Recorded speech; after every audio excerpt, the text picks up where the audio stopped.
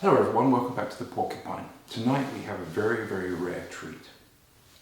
This is a genuine padlock owned by the great Harry Houdini. Now you're probably asking yourself, how do I know it's genuine? Well, there's an interesting story.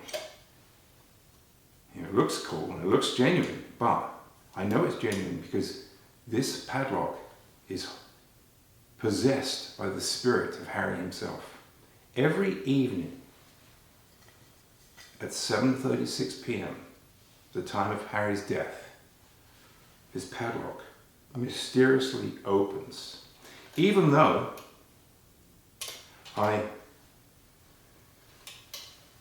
put it under test conditions, it's locked inside here. Every evening, exactly at 7:36, it's coming up. I mean, it does it every single night. It's uncanny. It's uncanny. Keep watching. Here we go.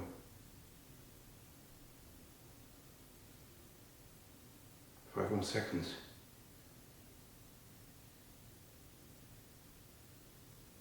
Now. Is that not Harry Houdini's padlock? Whew, it gives me chills every time. Thank you.